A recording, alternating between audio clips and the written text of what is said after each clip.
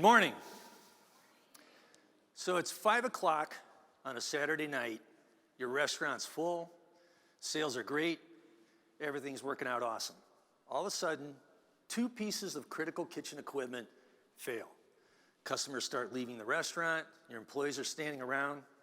What a mess, right? So what's the impact when a critical piece of equipment does fail? When I travel around and talk to customers about that very question, the answer you typically get right away is they focus on the part or parts as well as the labor associated with getting the equipment up and running again. That makes perfect sense. You got to address getting the equipment up and running.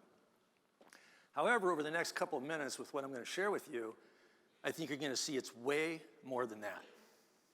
So let's go with the show of hands. How many people think the number of pieces of critical kitchen equipment in an average restaurant is 1 to 5?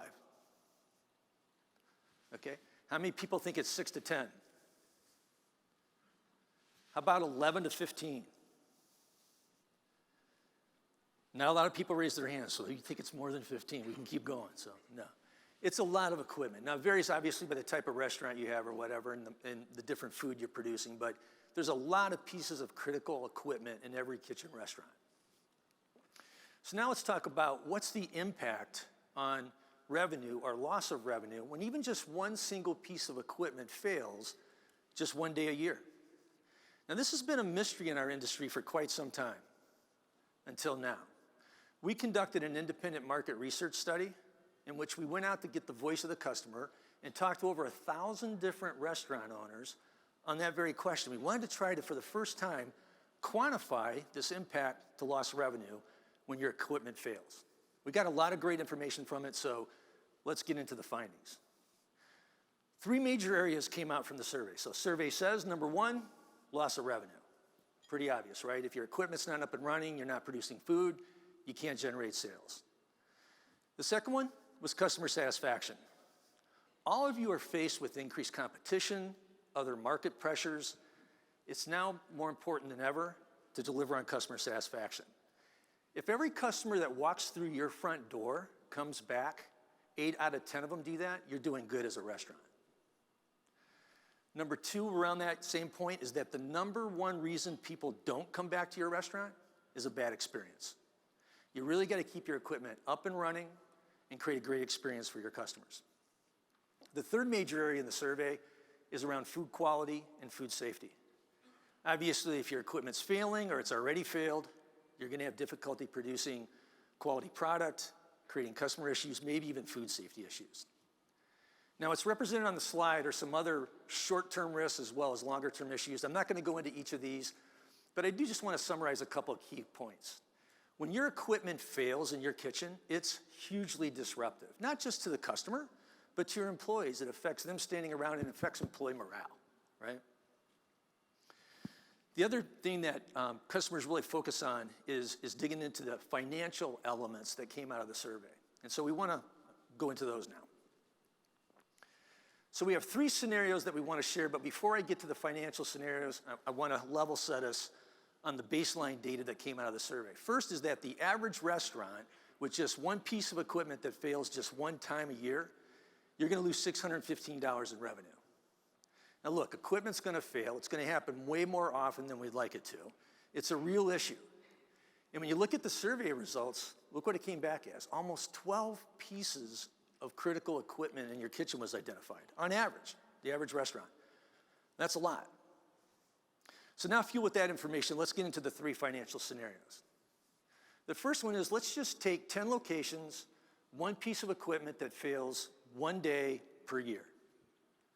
You're going to lose almost $13,000 in sales and revenue associated with that scenario. The second one is, let's bump it up a little bit. Let's say that it's 100 locations and it's 5 pieces of equipment. In that case, you're going to lose almost $650,000 in revenue. That's a lot. Now, if we really bump up the ripple effect and we talk about 1,000 locations and we use 10 pieces of equipment, you're looking at almost $13 million of lost revenue. Now, I'm only talking about top-line sales, and I didn't even mention 12 pieces of equipment. So these are very conservative numbers. So let's go back to our Saturday night issue, right? When the equipment fails and we're scrambling, yeah, the focus has to be on the cost associated with the labor and parts and get your equipment up and running again. You got to get it up and running again. But now through this survey, look at the staggering impact of the loss of revenue and the focus on creating a great customer experience around this whole issue of when equipment fails you. So now you're at a part that you should be saying to me, well, Sam, what can I do about it? What should I focus on? So I have 4 things I want to share with you. The first one is around OEM. I encourage you to research and educate yourself on the importance of OEM. A lot of studies have done through technicians that if you try to put a generic part into an OEM piece of equipment, it could cost you up to 500 times more over the life of that equipment because of increased repairs. Last night I was sitting at dinner with a couple of guys and I was telling them about this presentation and I was trying to think of a good example to really drive home this point of OEM versus generic. And the one gentleman I think gave me a really great example. He said, well, Sam, you wouldn't put a Yugo engine in a Lamborghini. And I think that really demonstrates the emphasis on OEM. The other way I'll drive it home is this. We all know in real estate, the 3 most important things in real estate are location, location, location. I'm here to tell you that when it comes to the reliability and performance and longevity of your kitchen equipment, the 3 most important things, OEM, OEM, OEM. Second up is preventive maintenance. Upkeep.com created a survey in which it generated an average restaurant can save between 12 and 18% a year just by investing in preventive maintenance programs. Said a little differently, for every $1 you invest in preventive maintenance, saves you $5 over the long haul of that equipment. Look, this is an area that I think is largely overlooked in our industry. A lot of people don't want to spend that money up front. You're going to pay for it a lot more in the long run. Do not mortgage your future for short-term gain. Invest in preventive maintenance programs. The third area is consolidation. I encourage you to have a consolidation strategy. You probably use a lot of different vendors for a lot of different commodities and things in your restaurants. Consolidate those as much as possible. You'll run a much more effective and efficient restaurant operation if you do that. And last is AI. It's here, it's real. I encourage you to do the research, be informed. There's a lot of really good information on smart kitchen functionality, platforms, systems. It's where we're going, and it's really designed to help your equipment run longer, better, and faster.